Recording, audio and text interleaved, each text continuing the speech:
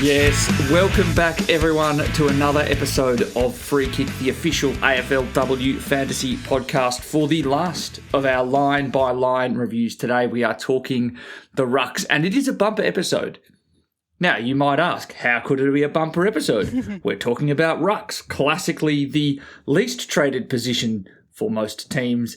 But we have decided that at this point in the preseason is a perfect moment to take stock of the community, see what questions are out there. So out on our Twitter account, we put out a bit of a call to arms for some questions for where the community is at the moment. And we've got a host of them to answer in this episode. So joining me, I have Mel and Willow. Willow, I'm going to go to you first specifically. You are going to be talking as our lead analyst today on Rucks. How excited are you? I'm so excited. You have given me the easy job, which is fantastic. Very, very small pool of players to talk about.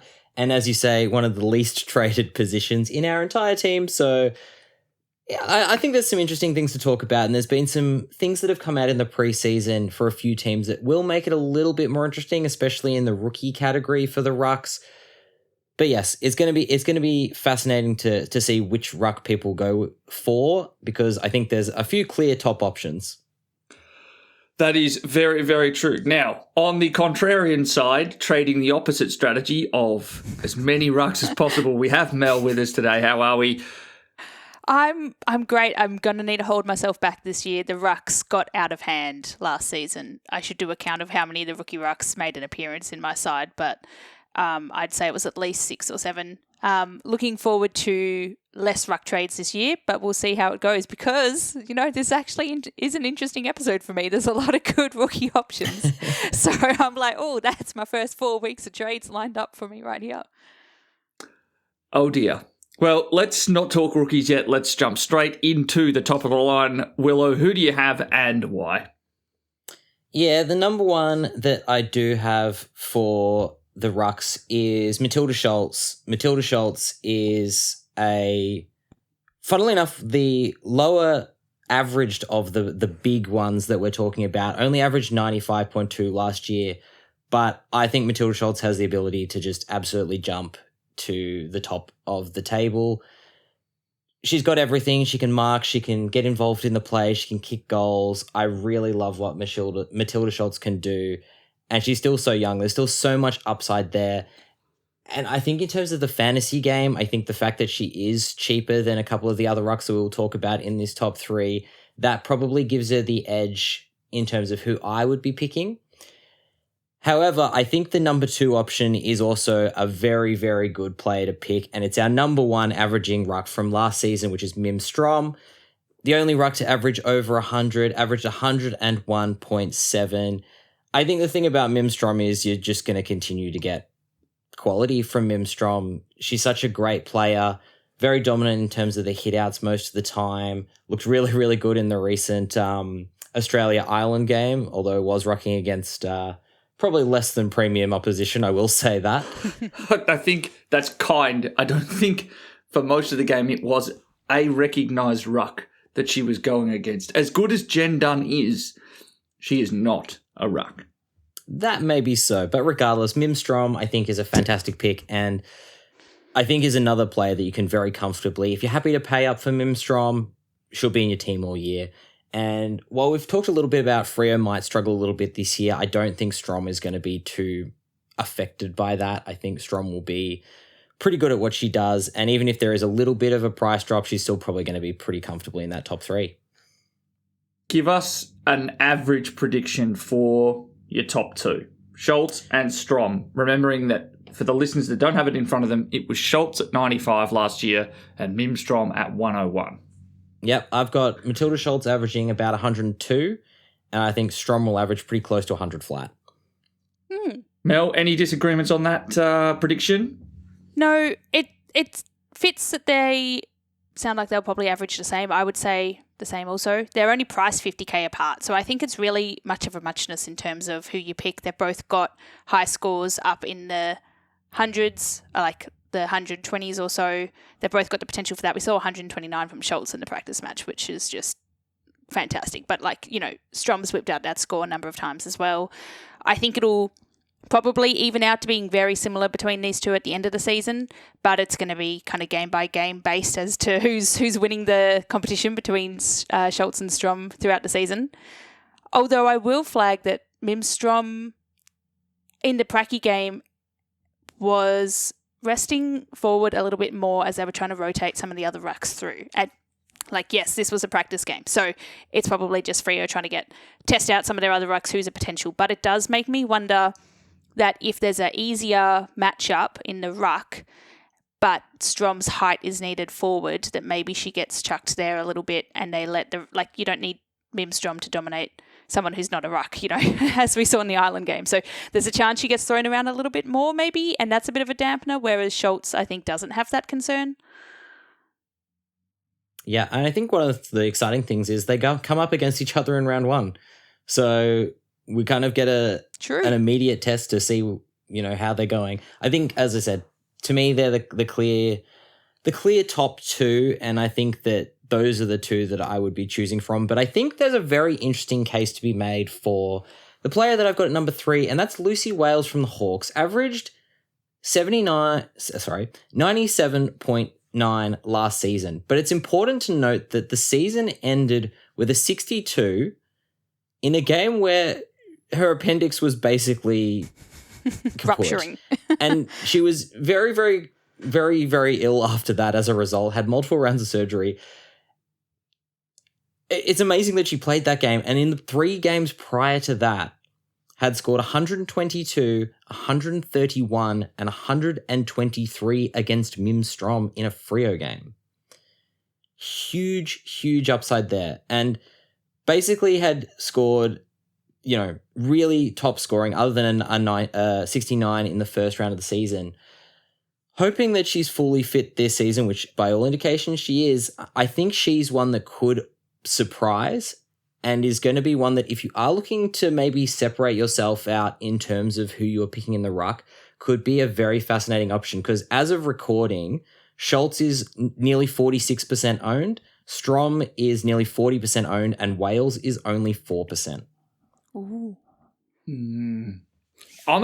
I am a little bit concerned about the number of ruck or ruck adjacent players that might also be best 21 options for Hawthorn. It's why I'm fading right now. It's the addition of Jack Dupai. It's the fact that Jess Vukic might be playing as a part-time defender. Mackenzie Erdley played her best football of her career last season, playing as a ruck forward. They've got Ellie Simmons as well, who performed admirably in the ruck. Those are all close to, best 21 options in my mind for Hawthorn to start the year. It might be a case of they need to thin out a little bit before Lucy Wales can go back to the 95-100 score she was doing last year. Yeah, it's a fascinating one, Hawthorn, because as you say, all those players are very good chances to be in that best team.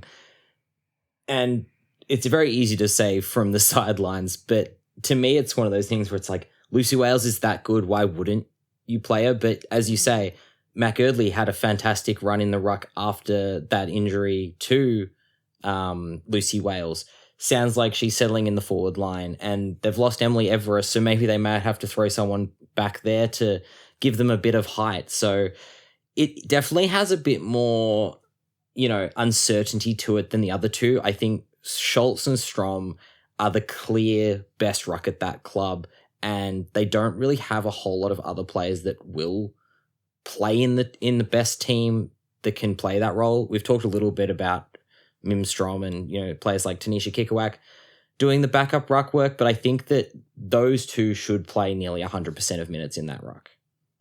It could be a very interesting strategy to start with Lucy Wales, knowing that Schultz and Strom go up against each other, and it's unlikely that they're both going to be incredibly dominant. Wait for one of them to drop cash and then move on over in round 2. I actually don't mind this for a reason that we'll talk about shortly, which is the matchup in round 1 is Lucy Wales is playing Melbourne. So if they are playing as like that number one ruck, they are playing against a team that doesn't currently have an established ruck. That could be fascinating. I think that it's hilarious that the first person to utter a round one ruck trade strategy is Mel. Because I think that leads me... It tracks. It definitely tracks.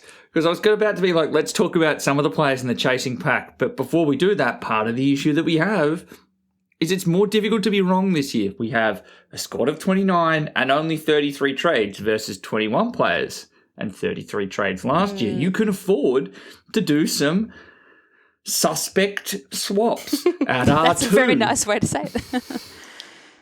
I don't know if I really want to be locking myself into doing that. As much as I think you make a great point. We're going to talk about Melbourne in a little bit.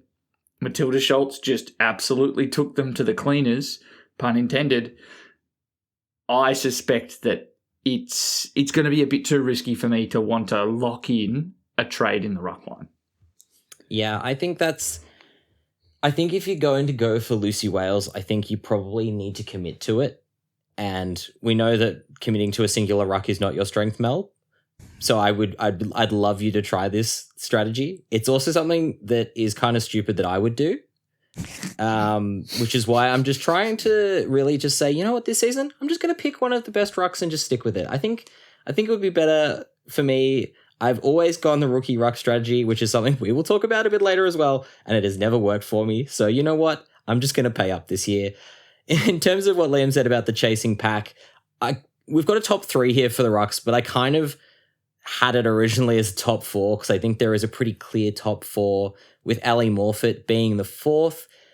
Ali Morfitt still, 10 points behind those others, averaged just under 87, which is, around what her career best was when she was All-Australian that year. Very, very good player. I'm not certain she's going to quite reach those heights. I could see Ali Morfitt being like a 90 to 95 ruck if she has a really good year, but I think if you're going for a player like Ali Morfitt, you're probably hedging your bets a little too much. Here's a stat if you want to go rogue and you want to pick Ali Morfitt. Which I always do. Points per minute is 1.43. Mimstrom is 1.47. Lucy Wales is 1.49. Matilda Schultz is actually a little bit lower because she plays 90% game time. Rested a bit forward 8 times last year. I don't think that matters. But the fact that Ali Morfitt is in that elite points per minute tier speaks to the fact that if she ever gets her body and her fitness right consistently and averages 80-85% time on ground, I think you're right in saying that 95 to 100 is possible, and it does become a top 4. Now, relying on Ali Morfitt's body to stay right is why I would not be doing it in it with a new trade structure where we have less ability to churn through certain positions. But don't be shocked if it's this year or in the next 3 years, Ali Morfitt's in that top 4. She is close to 100 because her points per minute scoring says that it's possible. Yeah, and I think that's the thing. I think top 4 very much likely.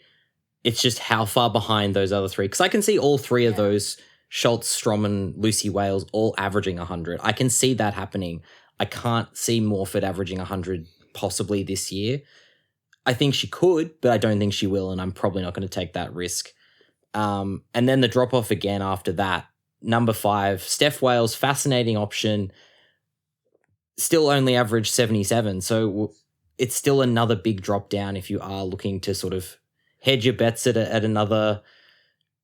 It's almost like a mid-pricer, but it's not. It's kind of in that awkward zone for rucks.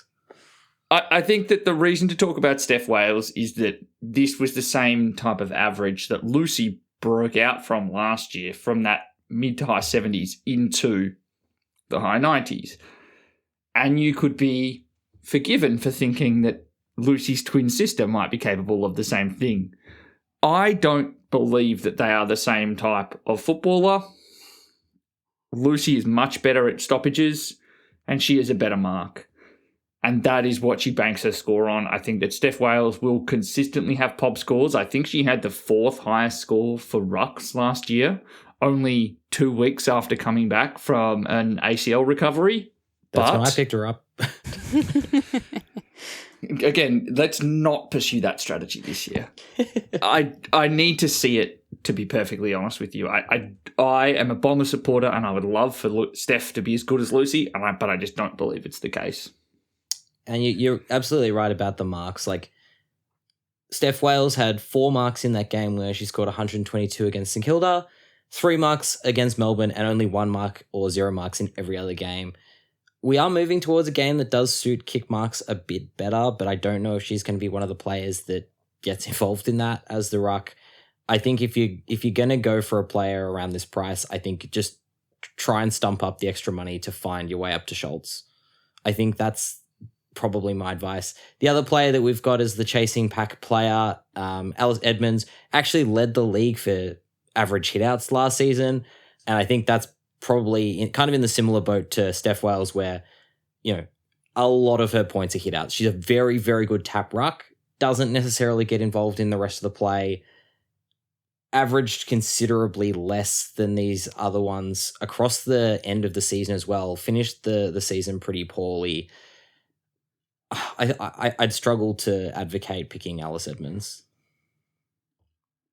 Yeah, it was tricky because her first 7 rounds last season, she averaged 80, which would put her up with kind of up there in the next bracket. But she just had to really wind down towards the back end of the season where she got average of 65 over those last 4 games or so. So I think her average does look a bit undercooked compared to what she can do. But as to why did she slow down so much at the back end of the season, it's hard to say. I think she can still be a good pick, but I don't have her gameplay clear in my head as to how to optimize for that. Yeah, and the other thing about it was she almost has sole ruck ability at the Bulldogs. No other genuine ruck player played in the centre bounces other than one game, Keely Hardingham. So it's not like there are players coming in to take those ruck minutes from her at this stage. I think there could be coming up some younger players coming through, but last season at least that wasn't the case. So yeah, it's a hard sell, I reckon. Yeah, well, we did see a little bit of Keely Hardingham rucking in the practice match. Now, we've talked a bit about the chasing pack, but what we really need to talk about is the rookie options. This is Mel's bread and butter.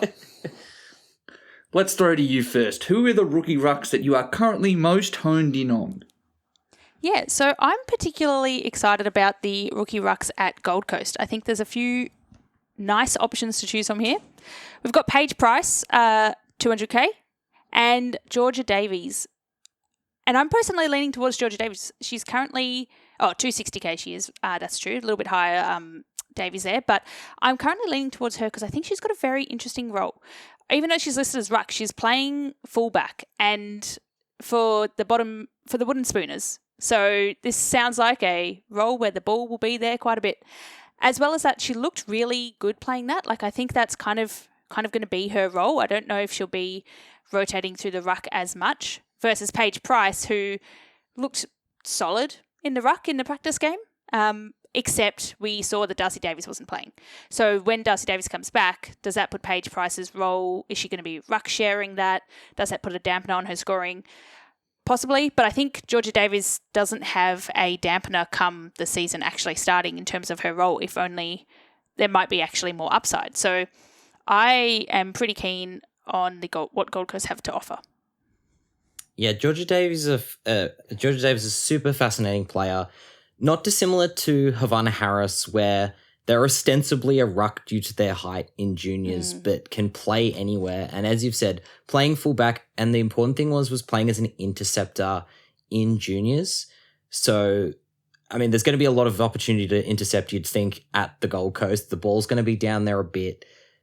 Clearly a very talented player. If you are looking for a slightly more pricey option, it's one that I really don't mind. I think that is very solid. Let's talk about a couple more 200k options. Well, you've identified the GWS Giants as a spot to look, which, if you've been playing this game for a while, has not been always the most easy ruck situation to predict. Fleur Davis has certainly been one who some of us have picked multiple times. Yeah. But it seems like this year they are moving away from a Davis sister across to a couple of new rookie options. Yeah, so it seems that Eilish O'Dowd isn't going to be the first choice ruck. Eilish O'Dowd was a very interesting option for the Giants in previous seasons because it was pretty well a non-factor in terms of hitouts. Was basically just playing as a tall midfielder, which scored okay, which was great when she was priced as a rookie, but probably not so much now. And so in the practice game, 3 players got 50% game time in the ruck, which was the aforementioned Fleur Davis, who is a bit more expensive than the other ones, and as we've talked about, could still become a very, very good player, but I'm not going to be paying that amount for Fleur Davis. The 2 options that we're looking at are Maisie Evans and Yasmin Janschenk, who are both 200k rookies. So bottom prices, as I said, 50% time on ground in the pracky game, and I mean they look like actual rucks. I think that's kind of the most important thing here for GWS. They look like they're actually deciding to play a ruck in the ruck position. Rogue. It's very rogue. I think that the biggest thing here is it's gonna probably come down to who gets named. I probably couldn't tell you which one at this stage is going to be named. I would probably say that they seem to be looking at Janschenk maybe as a forward option as well. It's the GWS ruck line. I don't really know what to say because I don't think they really know what they're doing there. I completely and wholeheartedly agree with you. But what happens if I told you that Yasmin Janschenk was the highest drafted GWS ruck currently on the list, because she went at pick 55 of the draft last year. Very much investing in their rucks. I think it was Fleur Davis was a pick in the 70s. Maisie Evans was at pick 2 in the preseason draft. Eilish O'Dowd, Irish recruit. Grace Koch, Irish recruit. So I think that it's actually Janschenk who looked the best in the game against someone we talked about earlier, Alice Edmonds, who is a tap-dominant ruck. I think she might have taken 4 marks, kicked a goal. Now, the goal wasn't from a mark inside 50. I think it was actually a 50-metre penalty. But to my eye, she looked the best of the options. I suspect that Eilish O'Dowd will still be played as a ruck at times, and that one of Janschenk or Evans is played in a lower time on ground role. They look to supplement. I really hope that there's not Fleur Davis anymore, but it's still possible. Yeah, if it were me, I would probably say that something that we've seen a bit is you get a sort of a jumping tap ruck in the centre bounce. That might be your Evans and your Janschenk. And then they head off the ground and Eilish O'Dowd just sort of runs around the rest of the stoppages. That might be how they do it. Again, who knows? One of them will probably play, and there'll be a cheap option that should get a reasonable amount of ruck time. I don't have much more to say to that, to be completely honest, because it's GWS. It hasn't been the most fertile ruck ground because we have been blessed with options from GWS in terms of rookie rucks, and yet they just straight up continued to not do that, which is very frustrating. I thought you were about to say, we have so many of them and they straight up just suck. I thought that's where you were going with that line. I decided to be a bit nicer about it, to be completely honest. But they haven't... let's just say they don't completely suck as players. They just completely suck as fantasy options. I do tend to agree with you. Can we talk about some more interesting teams, though? Quickly, though, I do want to say you've actually undersold GWS's ability because they've actually drafted a very, very good ruck in the past. At pick 37, they drafted Ali Morfitt. Oh, true. Who then just decided to up and leave. Oh, that would be great to have. Correct. Sydney. Correct. Looking at you. Interesting. Well, let's talk about some other ruck setups, though.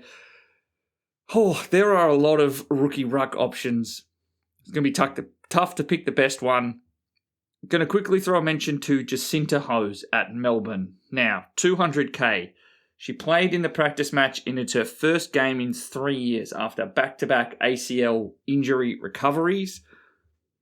Why do we need to talk about it, though? If she played almost the entire game in the ruck, it's because Lauren, what's her name? Pierce. Loz Pierce. I was about to say Lauren Bella, who I'm about to talk about in a minute. Loz Pierce and George Campbell were both injured. We don't exactly have injury reports at the moment. She's a name to watch if Pierce and Campbell are going to be out for a while. She looked like a genuine athlete. Didn't look like a lumberer when it came to ruck contest. She did get absolutely destroyed by Matilda Schultz in that game. But it's going to happen to better players. It's going to happen to better players. Indeed, it is. I think that I would be picking from the Gold Coast or GWS before I pick Jacinta Hose. I suspect she will be getting low time on ground and probably get managed a lot throughout the season because she has played so little football in a long time. The other two ruck situations also affected by injury that I think we need to talk about, Collingwood and North Melbourne. So Collingwood, it looked like Imogen Barnett has broken her wrist. And then I don't know if we've heard what happened to Kim Rennie, but her injury did not look good. And that meant that Madison Torpey spent a lot more time rucking. And for Collingwood, it was Ariana Hetherington who shouldered the load. Now, for Collingwood, a little bit more difficult because Sabs Frederick didn't play in that practice match against the West Coast. And I suspect that if it is a long-term injury for Barnett, she will be the first one to come in. In terms of Torpey, we saw her at ruck a little bit last year. Of those two options, Hetherington and Torpey, which one do we think actually gets more game time? Well, I think Hetherington gets more game time on the basis that I think they probably want to use her up forward more.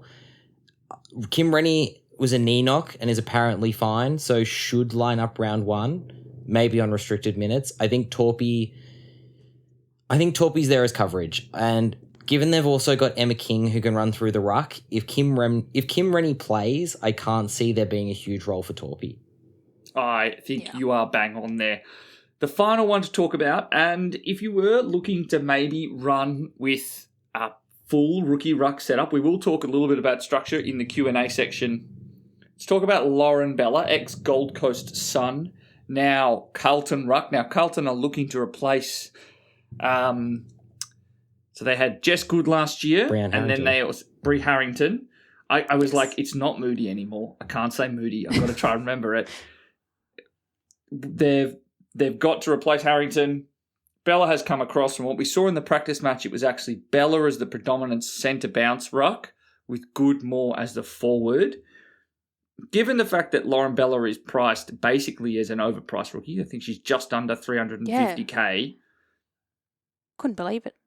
Well, she did have a dreadful year last year for the Suns. Fell out of favour, was dropped a couple of times, even though she was in the leadership group. But it's just not a name that you put with like 300k. No, it's definitely not. It still seems like it's steal, really. Yeah, it's a really tough one because she's previously led the league for hit-outs and is a bit like Alice Edmonds and plays somewhat similarly, possibly with even less disposals around the ground. From what I saw in the practice match, she looked okay with the new ruck rules, which is probably the other thing we've not talked about, which is an undercurrent in this whole episode, which is the centre bounce ruck rules will now mirror what has been occurring in the men's game, where you do have to leap up in the air to try and get the tap at a centre bounce. You can't just lean on your opponent. I just don't think Bella is that type of operator. So I don't necessarily feel confident enough in her being a 60 type scorer, which she's kind of been at in the past, to justify running a rookie ruck setup. I somewhat disagree in terms of that jumping. I think Lauren Bella's a good jump tap ruck.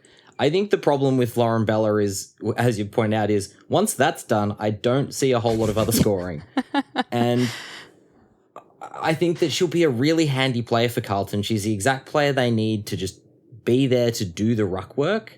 And with Jess Good in the team as well, you know, they've got plenty of around-the-ground ability to do that ruck work. So I think that Carlton would be really happy with what Lauren Bella brings, because she can just come in, do the centre bounce, be a big body that can stand in a hole every so often. And that's all they need from her. But from a fantasy perspective, as you say, Liam, I can't really see her pushing that 60 mark. I think, bulk hitouts or maybe get her to 55 if you're lucky. That is a little too uncomfortable. And that's what I mean. Like that's asking a lot of a player who is probably still going to be sharing ruck loads with Jess Good. So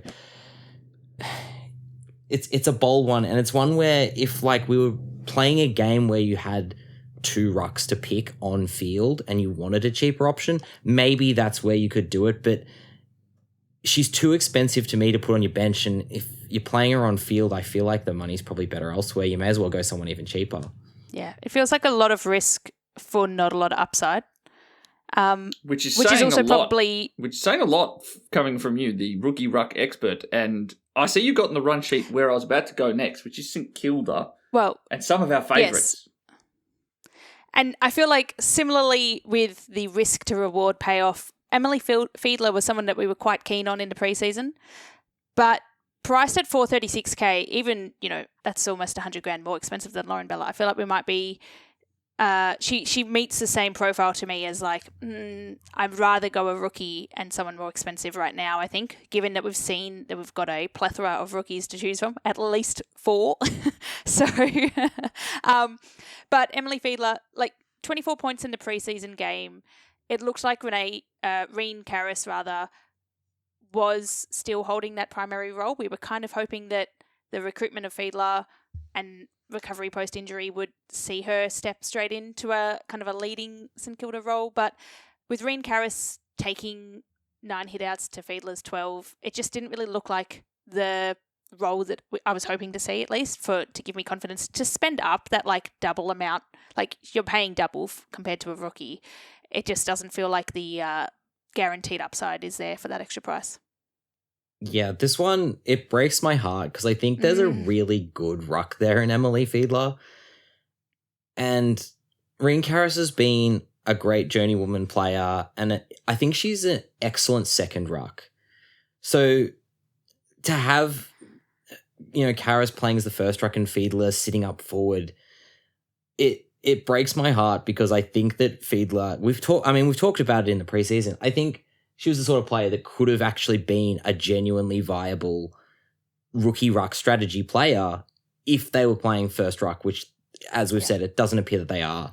It's a disappointing one because I'm going to be honest, as someone who, again, has done the rookie ruck strategy before with varying levels of success, that was one I probably could have gone for. Yep. Well, let's... does anyone have anything more to add about the rucks? I thought rucks was going to be quick, and we've spent over half an hour talking about rucks. Okay, nice and quick. If that's it for rucks, quick whip through of the rucks there. Quick whip around. Listener questions.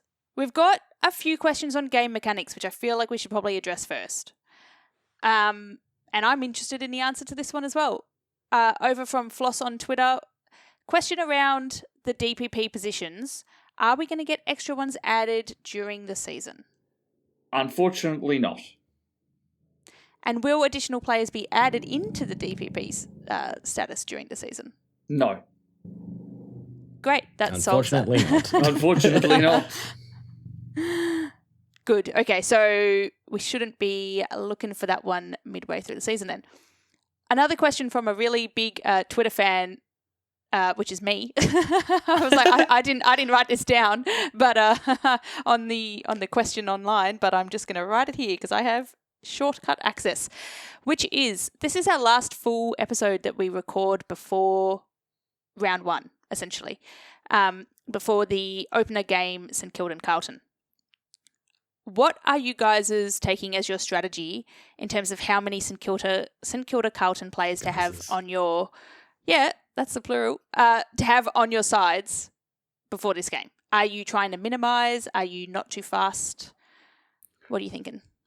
I'm happy to go first on this one by saying that there will be an on-air episode that we will record on the Friday after teams are announced. So there will be our thoughts after we've got specific teams. But right here, right now, official long form full episode, I think that it's not a case of needing to minimize the number of players, specifically because they are already quite minimal.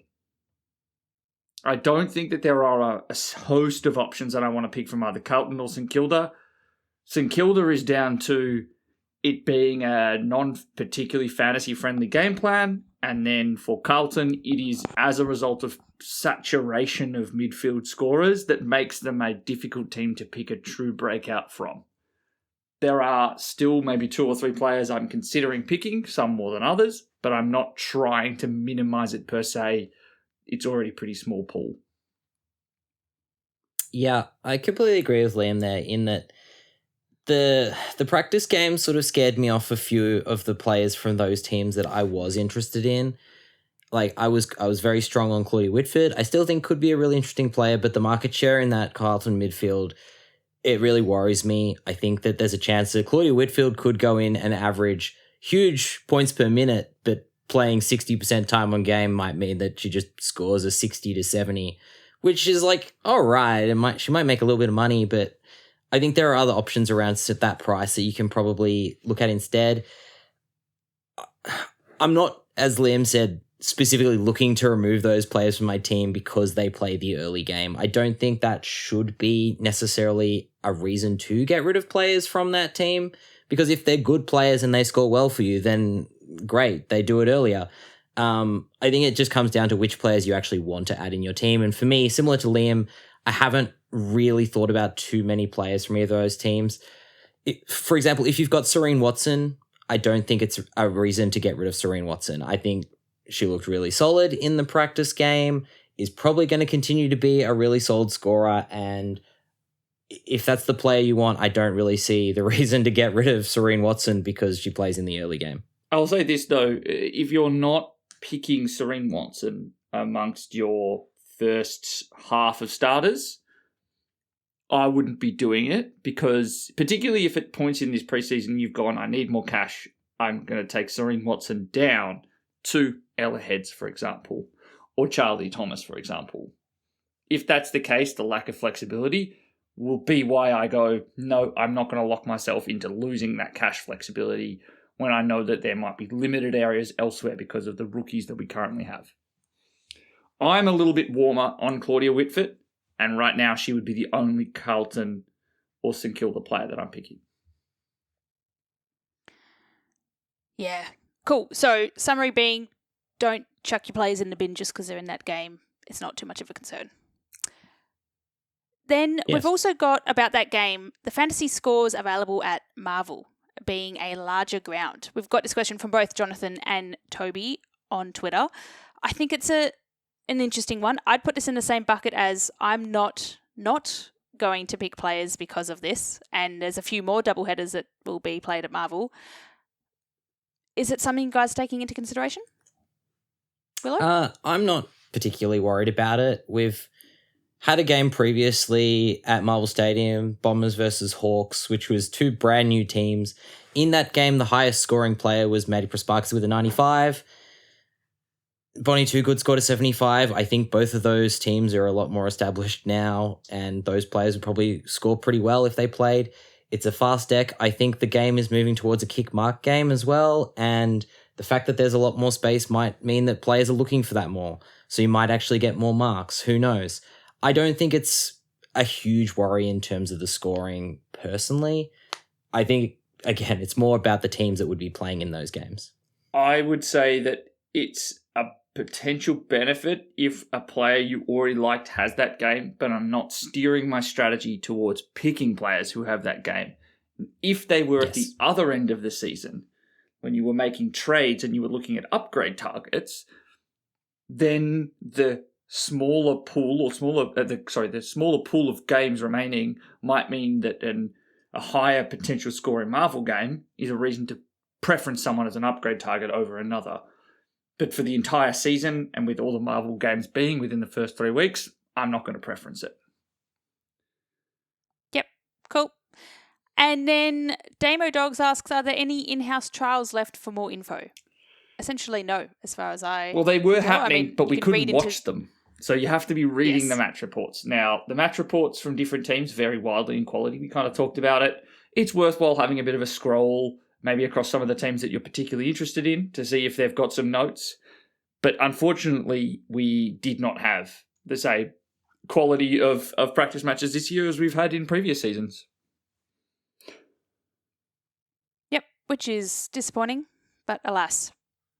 In terms of general team structure, Forrest asks, I have 5 Port players. Is that too many? This question made me laugh because I have 5 Gold Coast players and I asked myself the same question.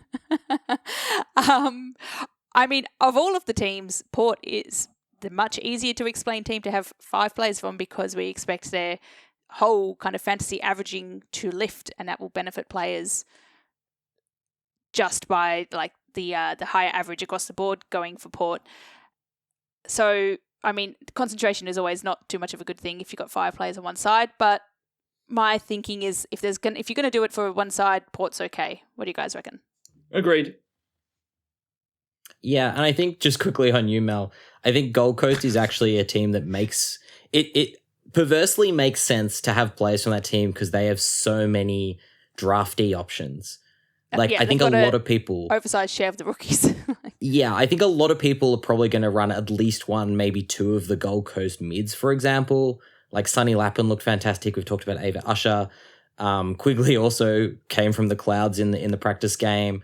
So, like, just on that basis, I think the Gold Coast is a team that people will probably have people from, even if we don't necessarily rate their prospects as a football team. I think from a fantasy perspective, that does make sense. And I agree, if you're picking players from a team, it's probably because you think they're going to go well, so hopefully they go well. Yeah, and I mean, Ben asks, Lappin, Usher and Quigley too many Gold Coast rookies to have in your starting side? No. And why would you be saying that? Why would you be saying that, Mel? Admittedly, I don't have Usher. I think that what I saw from the practice match was not convincing enough on Usher, but I think 3 Gold Coast rookies is fine. Because I agree, but I'm just not picking Usher. I would be picking Georgie Davis, and I don't think it's too many to have because we saw it was the biggest draft crop of all time for the Gold Coast Suns.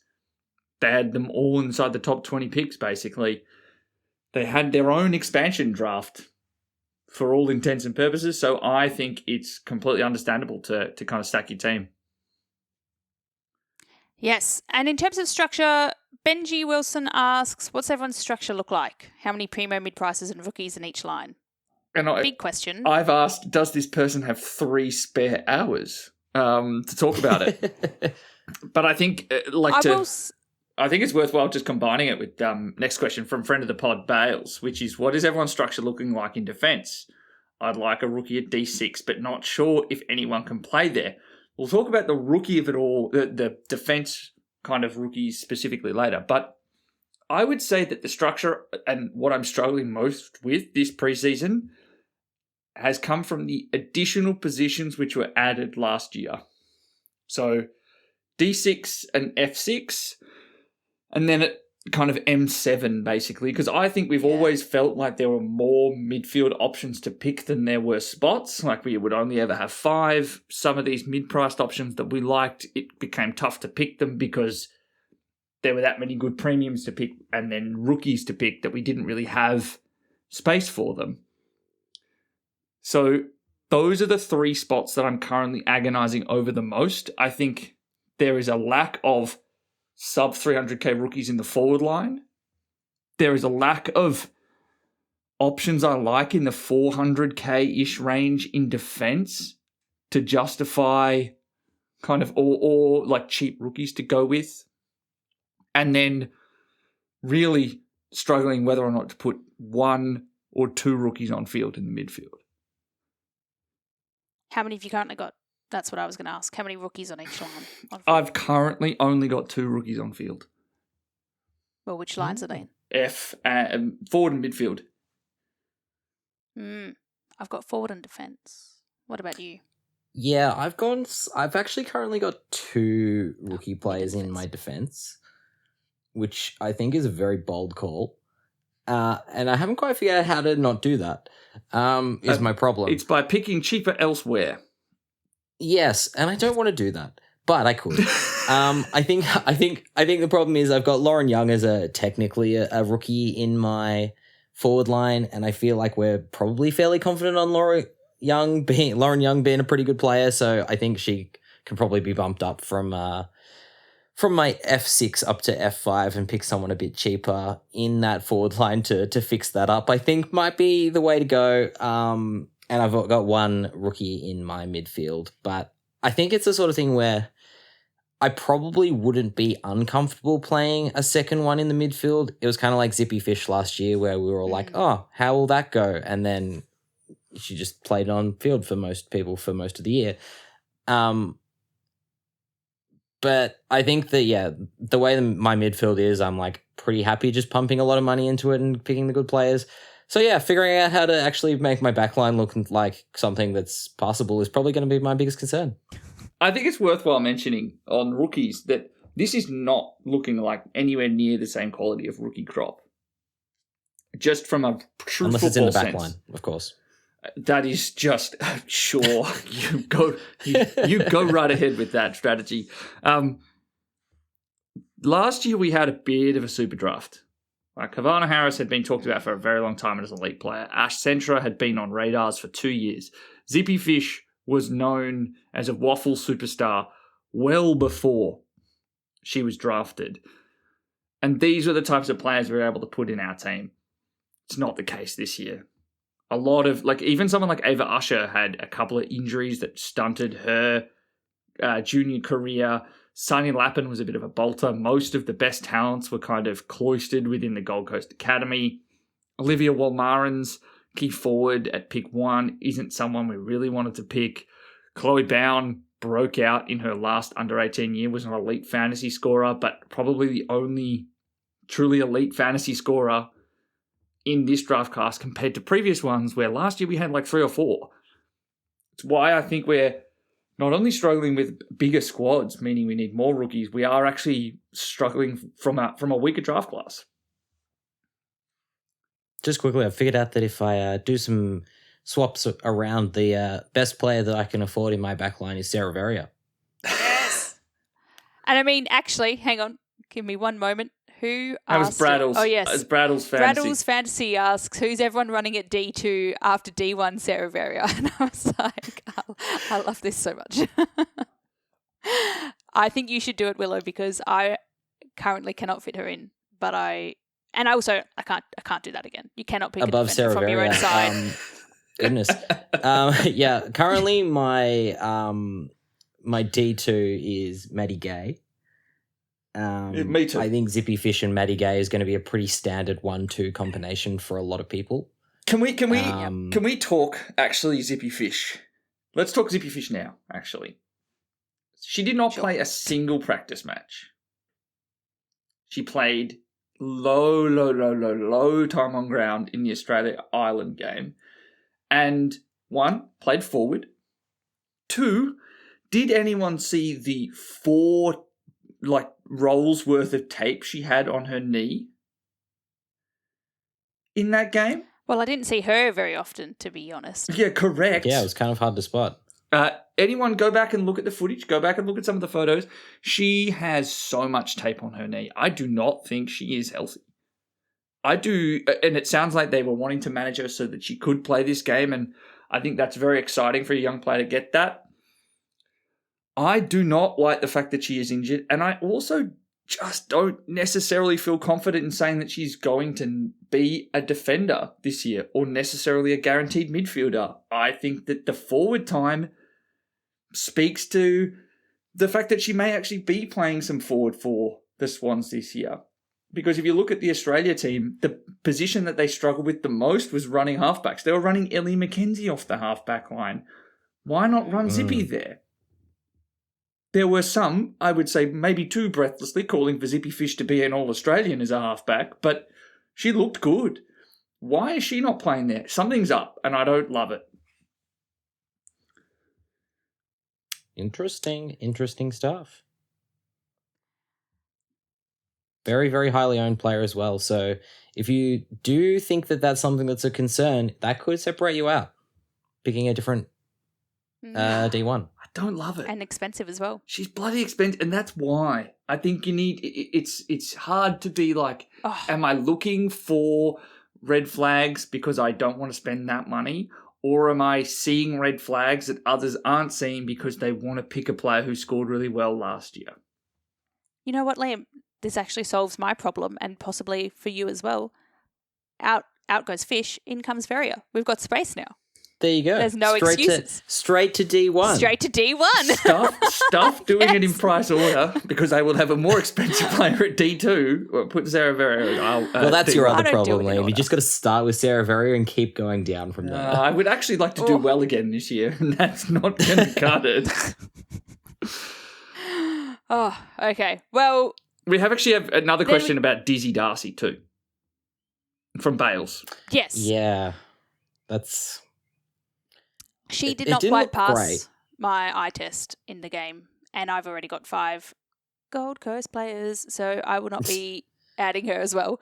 But just, it's unfortunate because the value is potentially there, but I just don't have high enough confidence after the Pracky game. And am I waiting too much on the Pracky game? Possibly. I think she would be fine to start, but I just have a little knot in my tum about it, so... Yeah, I agree with that. I think, especially with the looks of Niamh McLaughlin now playing sort of a bit more off half-back, I don't know if she's going to be the primary distributor. We know how good she is as a player and as a kick. I just worry that the fantasy-friendly role where she was sort of playing half-back, half midfield, I just can't, in good faith, pick it at the moment and say that I'm confident that she's going to go back to scoring really well.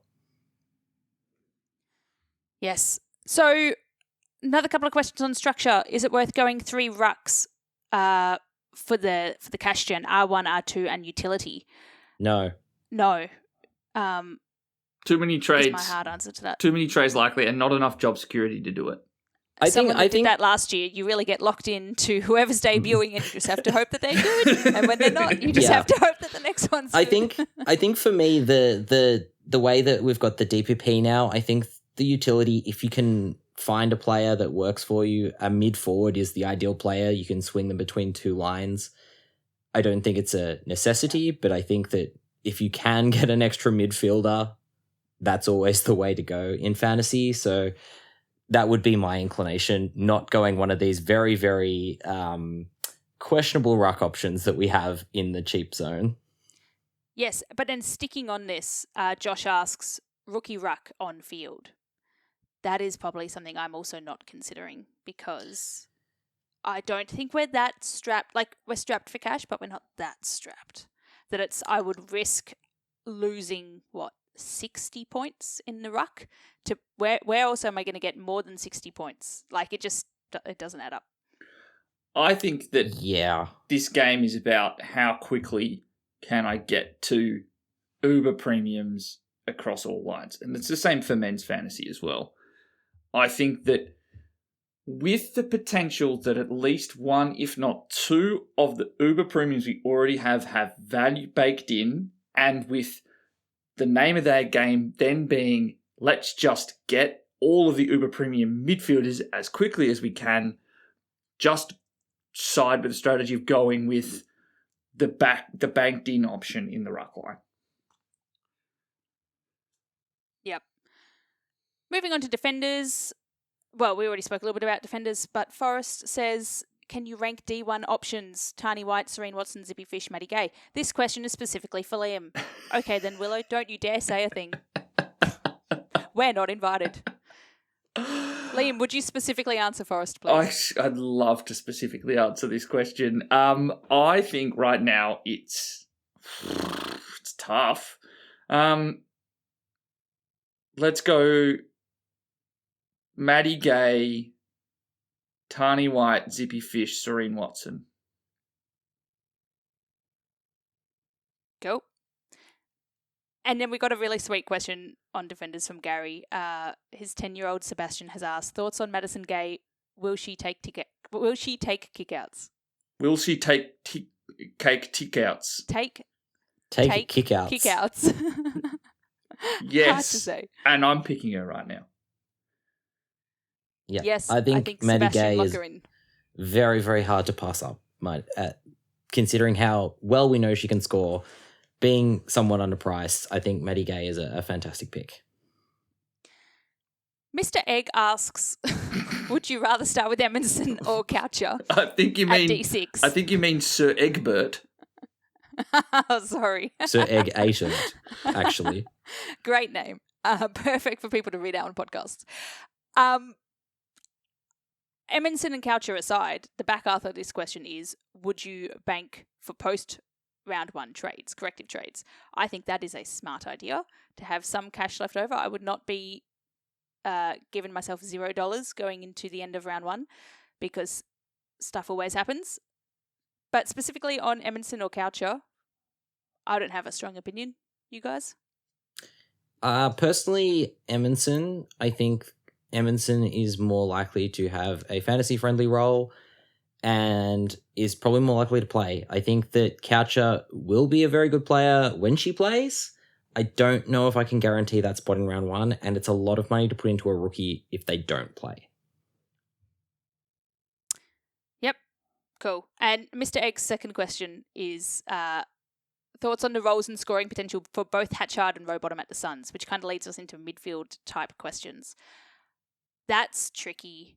I mean, I think Rowbottom is going to have the prominent role and the prominent scoring potential, especially when, well, not especially when, but even when comparing on price. I think Rowbottom's probably got the most upside and is a little bit more in that bucket of set and forget versus Hatchard, where you might want to use her as a stepping stone up to someone else. I'm not sure if you started with Hatchard, if you'd be happy to end with Hatchard necessarily.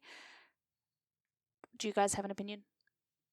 Yeah, like Hatchard's been a player that's been coming in and out of my team. Really? I know that Rowbottom wasn't there in that practice game, but what Hatchard offered to the Suns as a player who can run, spread, and actually take marks is something that they just haven't had.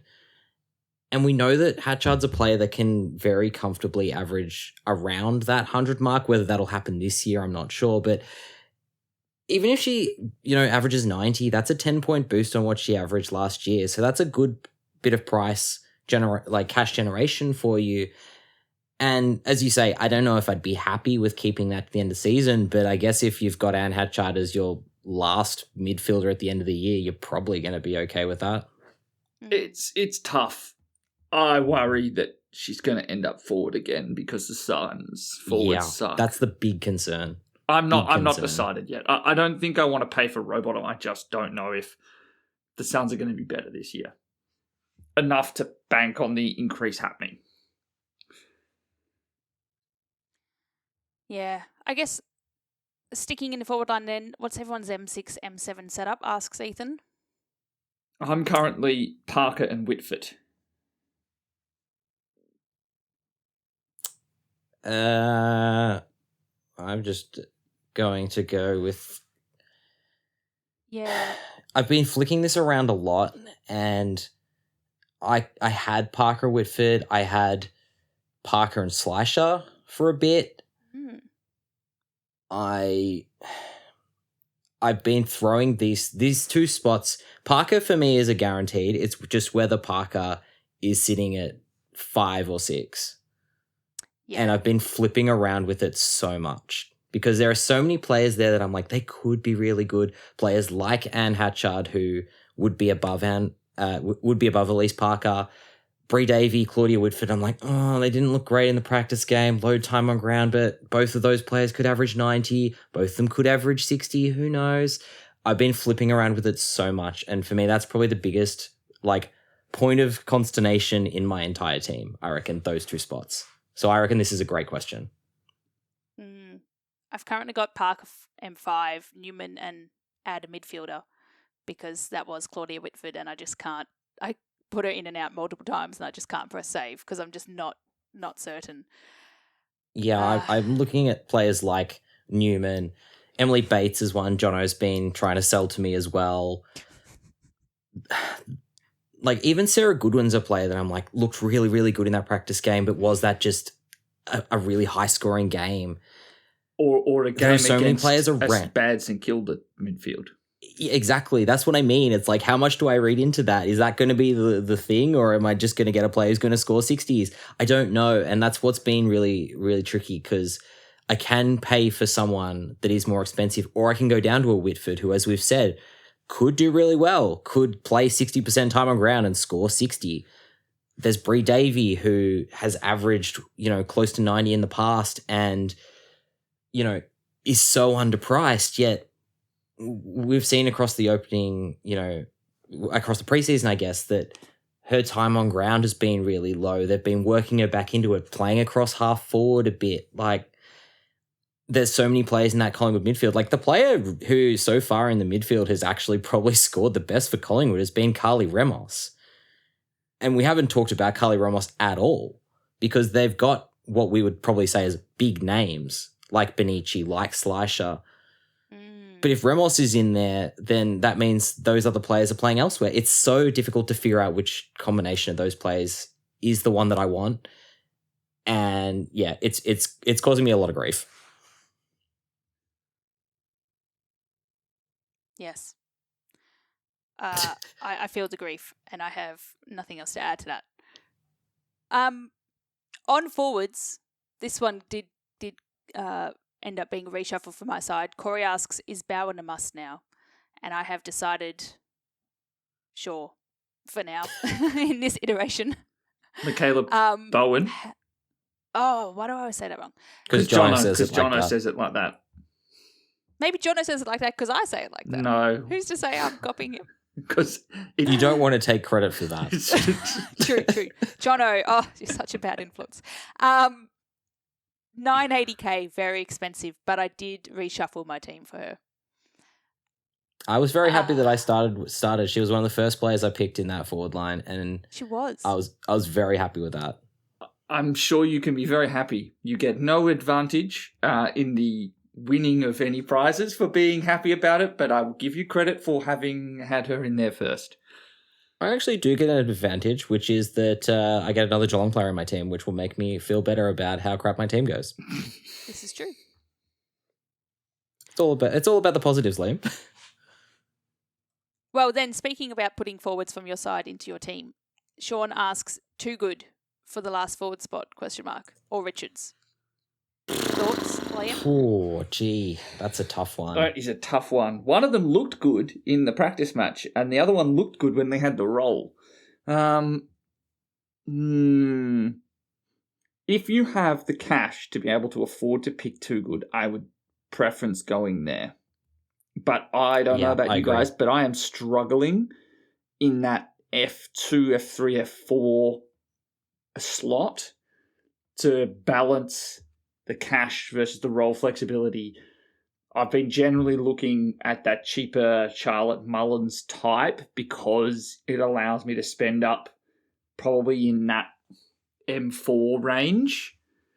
So that's why you might be preferencing Richards. But if you have that one versus the other, I think I would preference Toogood.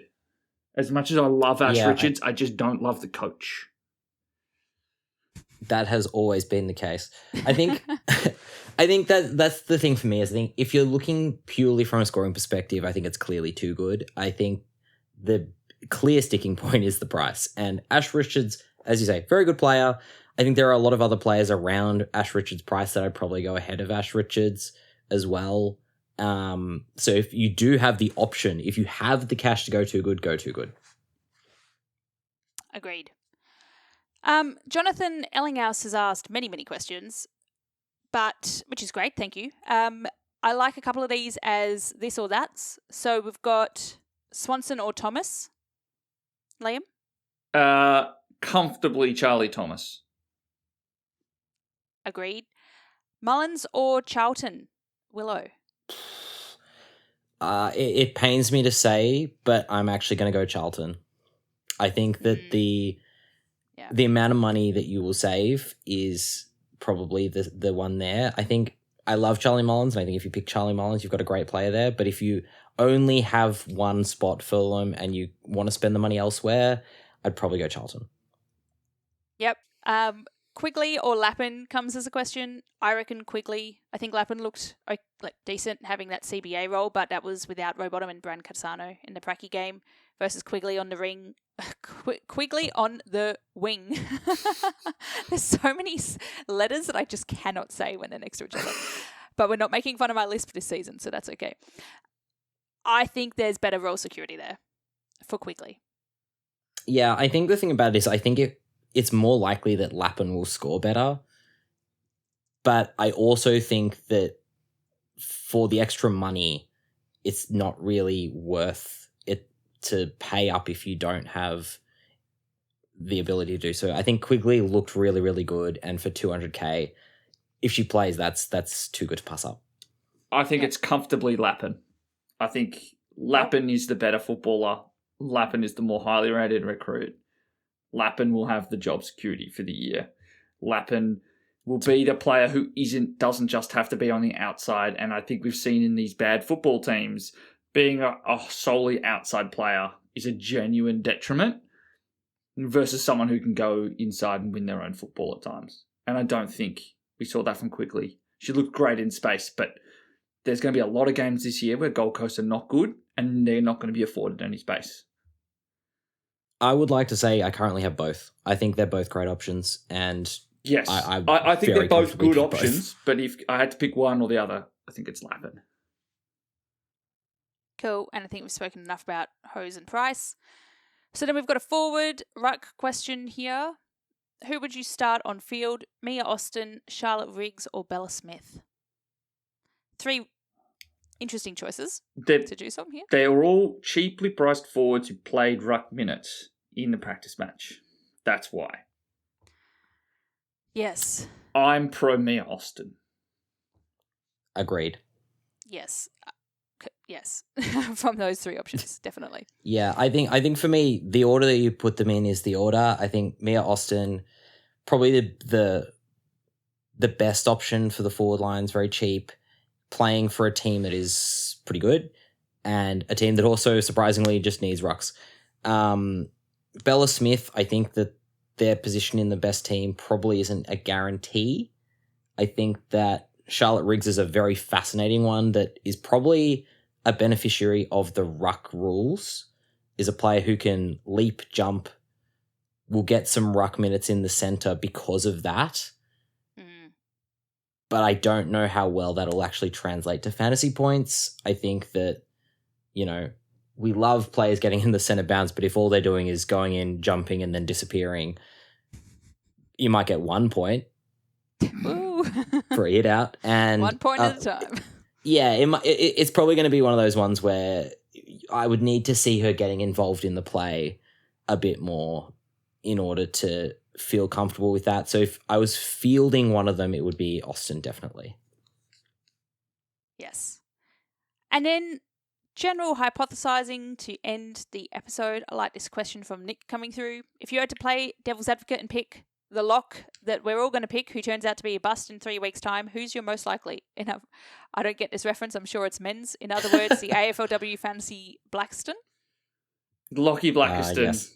Just a fantastic defender ruck for the Essendon Football Club. Oh. It's just not worth. It's not worth going into detail. It didn't work as had planned, and a lot of people picked Lockie Blackiston to start 2026. I'll start off with this one. I think of all of them, it could be Tia Charlton. We've been trying to build it up. And I love Tia Charlton. Knock it down. But I think that's the reason why I have to say it, is that we are the most confident in her ability and probably haven't considered the downside risk. I don't think it's going to happen, but if I had to say who's most likely, who's it potentially going to happen for, it's the player where we've maybe overlooked the volume of options. Grace Egan played almost entirely as a forward in the practice match. I don't know if Grace Egan's a very good forward. And we know that Tia Charlton's an okay half forward. So that's why I think it could be. It's possible that Tia Charlton is the one who kind of just is middling. He's a 50-60s player and we don't get that 70-plus that I think we all expect if she plays in the midfield and plays as well as we've seen her play before.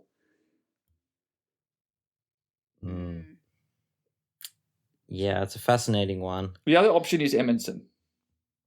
Yeah, that was the one I was about to say. I was about to say the Emonson one seems so easy. I think at 470, very easy pricing to just say, yep. And I think that even if they, average 50 to 60, that's a great little bit of money made. I just worry that someone else, I'd like to think she takes the kickouts, but I don't know. And if she doesn't take the kickouts, they've still got Becky Webster there as a run and carry player. They've been using Emma Kilpatrick as a run and carry player. It'll be interesting to see. I think that she's a player that it could be a bust. I think that the damage compared to a few of the other potential options will be minimal because she's so cheap. But I think that's probably the biggest worry for me in terms of the players. The other one for me, I don't think she'll be a bust. I'm pretty confident on this one, but is Charlie Thomas. And it's just because that role in the midfield just came out of nowhere in my mind. And I worry that it was just like, hey, it's preseason, let's go have some fun. And then we get to the real stuff and they go, oh, we should probably put our best player where we know that she's really, really good. Well, one of our best defenders playing in the back line probably. Let's not call it. Let's not call Charlie Thomas. Yeah, Ella Roberts erasure. I appreciate that. But the second time this preseason. But I think that's probably the only other one for me. And I think that even if Charlie Thomas is playing as a defender, I still think that they're probably going to make their average of 65 fairly comfortably. But I just think it takes away that upside. And that would be my other worry. So a few issues potentially in the back line. Yeah, I think, and we've kind of already spoken about it, but mine I think will have to be Dizzy Darcy. Similar to Emonson, she was such a lock because of the value and the underpriced coming in. But the main question we had was her role with Neve McLaughlin. But Neve McLaughlin's also looks like she's a bit all over the place. She hasn't looked as dominant as we would expect for her. I think she was playing even further back in the Pracky game. Which is so what's going on there? I don't know. I've just lost a little bit of confidence in that, and it's disappointing because Emonson and Darcy were two of our nice cheap backline picks, as well as T. Charlton in the forward line. So some additional spanners added into the value picks is a bit annoying, but we'll see how it goes. This has been a much longer episode than I was expecting it to be, but this is great. I think we got some really good questions, so thank you to everyone who's chimed in on Twitter. It's made it a lot of fun, so it wasn't just half an hour of Rucks. Liam, wrap us up. Yes, so let's just throw to some admin and some, not boring admin, fun admin. We've got the Free Kick Listener League, which you can join. There was a post that went out on Twitter last week, but the league code will be in the episode description. RSG4QUJL. For anyone that only listens to this, refuses to read. Catchy. Another reminder of something that we posted about on Twitter last week, which is you can now add each of the Free Kick co-hosts as a member of your head-to-head leagues. If you just scroll down a little bit when you're starting up, you'll see that there's a add a celebrity function, and you can add each one of us into your leagues.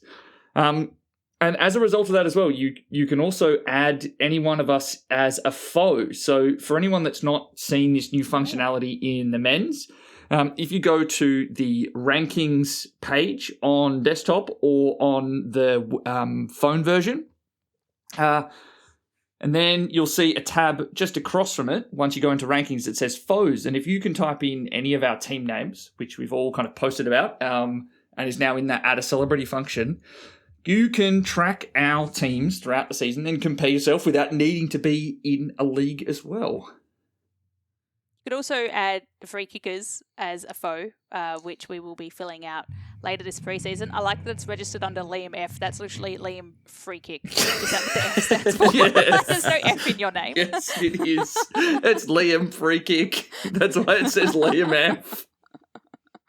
Nice. Yeah, so right now it's the Free Kickers. We may actually come up with an amusing team name, which leads to the final thing, which is to discuss what's going to kind of happen for the next week. Mentioned earlier that we'll do an on-air recording after 5 p.m. Teams are confirmed for the Sunday St Kilda Carlton games.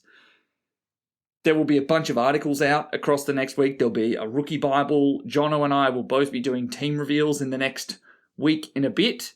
Over on the AFLW website, there will also be, which we will record after the conclusion of the St Kilda Sydney game, our annual Draft the Team, which is one of my favourite episodes to record and one of our most listened to, which is where all the co-hosts jump on together and take turns in making a team to start the classic season in draft format. So you kind of do pick by pick, and that will happen and go out Monday night or Tuesday morning at some point next week, where we will also be trying to look at as many players as possible. So that's kind of what the next week of Free Kick official fantasy content will look like.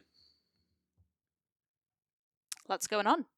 An absolute mountain load. Now, I was technically host to start off with, and then Mel, you kind of took over, so I don't know who wants to take control of the outro, but I guess given no one else is offering, I hope you've all enjoyed today.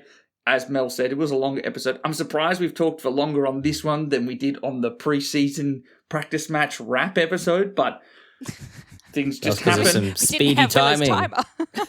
We didn't have the hard taskmaster there trying to chop us off. As always, I hope you've enjoyed. You can follow Free Kick on Twitter, on Instagram at FreeKickWPod, where you'll also find links to follow each and every one of us across those platforms. Make sure you're following our Substack. We still have some articles to come for the rest of the week. And, enjoy making your fantasy side. This is some of the most fun 2 weeks. Make sure you're ready for the Sunday game where there will be 2 players, or, there will be a few players locked in, 2 teams worth of players who will be locked in your side. Until you hear from us next, good luck and and enjoy this time. It's the most enjoyable part of the pre. I'll make sure to enjoy it. Bye. Bye.